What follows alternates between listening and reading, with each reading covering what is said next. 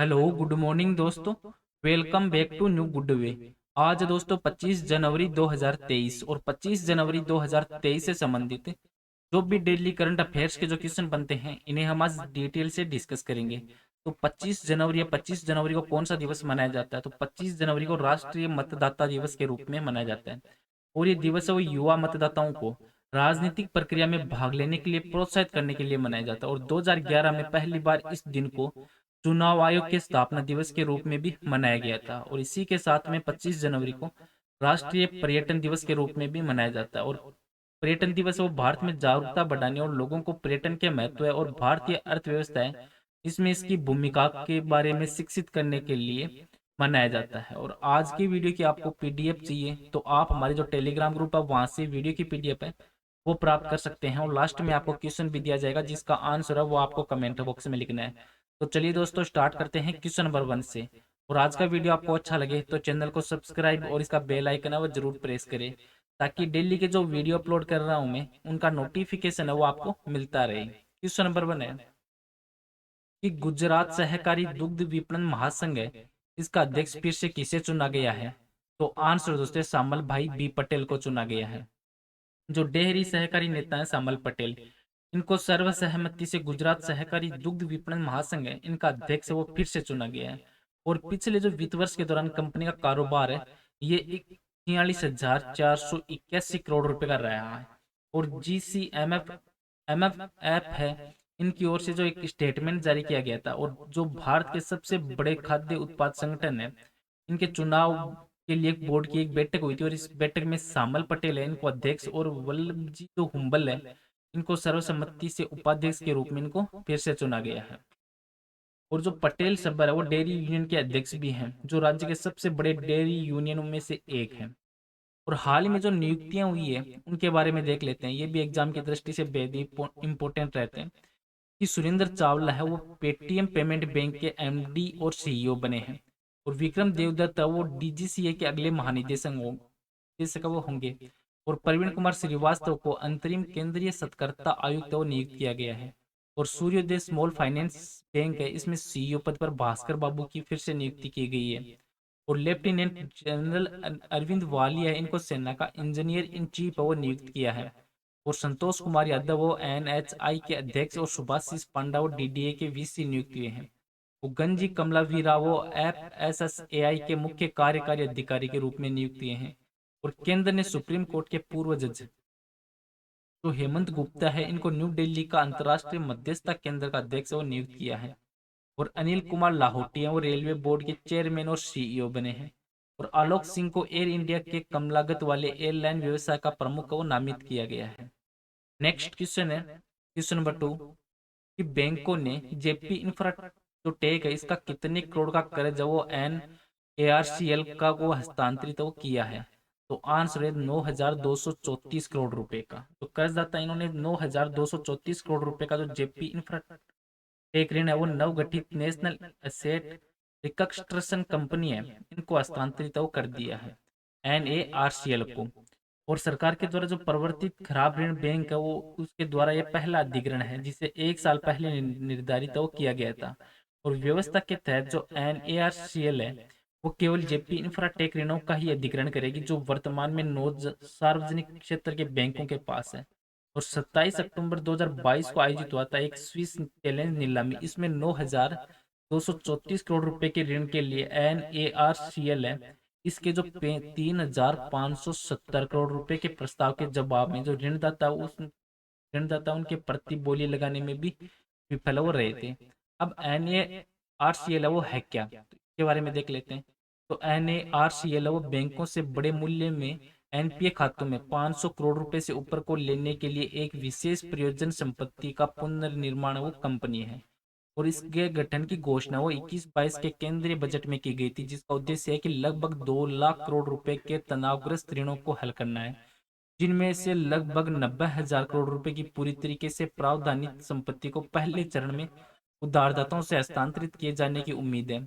और एनएआरसीएल के पास 15 भारतीय उधारदाताओं की एक हिस्सेदारी है और केनरा बैंक वो इस असेट रिकंस्ट्रक्शन कंपनी की का प्रायोजक भी है।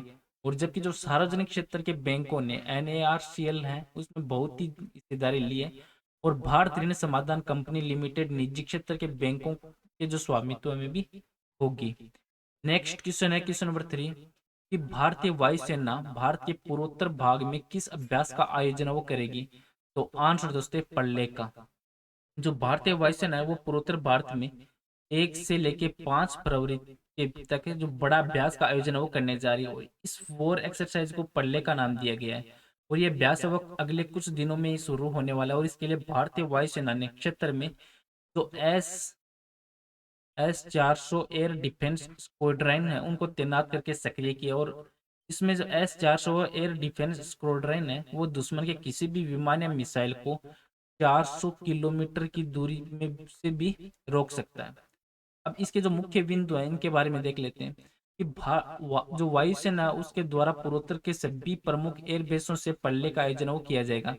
और अभ्यास का आयोजन वो फरवरी के पहले सप्ताह में आयोजित होने वाले जो पूर्वी आकाश नाम के एक अन्य वायुसेना अभ्यास की तैयारी के बीच में किया जाएगा, जो एक वार्षिक कमांड स्तरीय अभ्यास है। और वायुसेना के द्वारा अभ्यास का आयोजन वो ऐसे समय में किया जा रहा है जब भारतीय वायुसेना ने इस क्षेत्र में S-400 वायु जो रक्षा स्क्वाड्रन है उनको तैनात और सक्रिय किया है, और जो दुश्मन के किसी भी विमान या मिसाइल को 400 किलोमीटर से दूर से ही मार के गिराने में सक्षम है।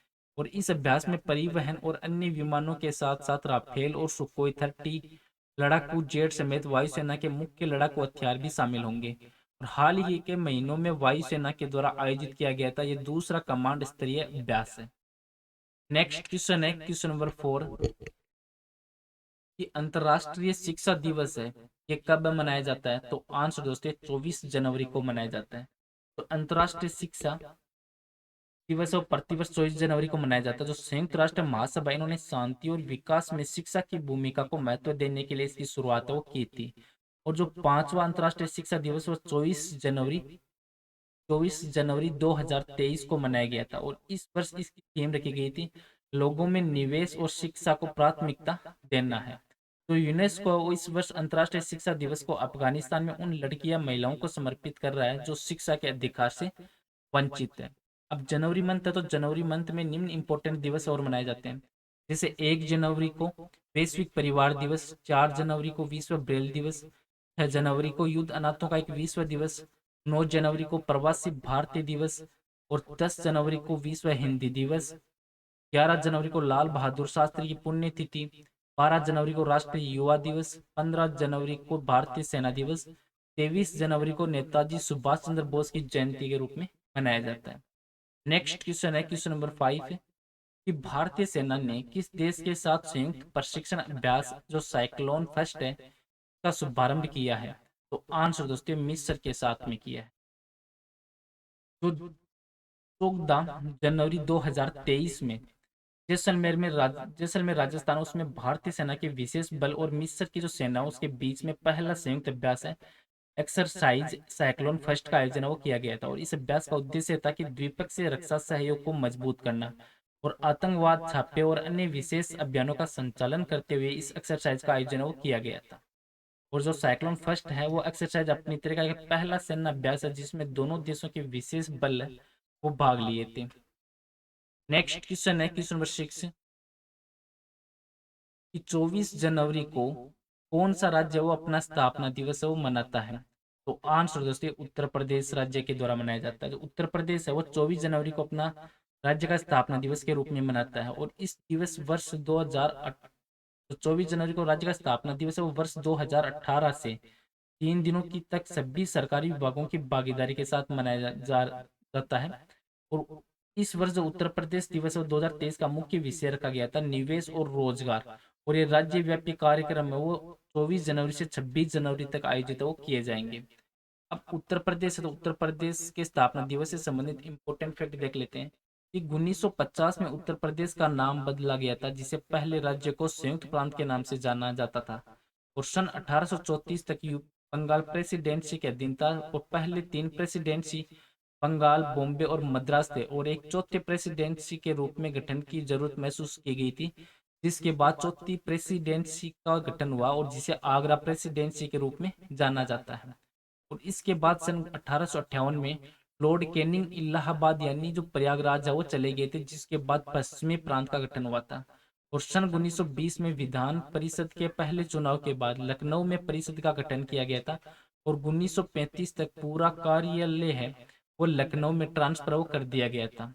वर्तमान समय में लखनऊ प्रांत प्रदेश की राजधानी भी बन गया, और साल 2017 में यूपी राज्य सरकार के द्वारा यूपी दिवस मनाने की घोषणा की गई थी, और इस विचार के बाद साल 2018 में यूपी भारतीय स्वतंत्रता के 68 सालों में पहली तो लखनऊ में स्थापना दिवस मनाया गया था।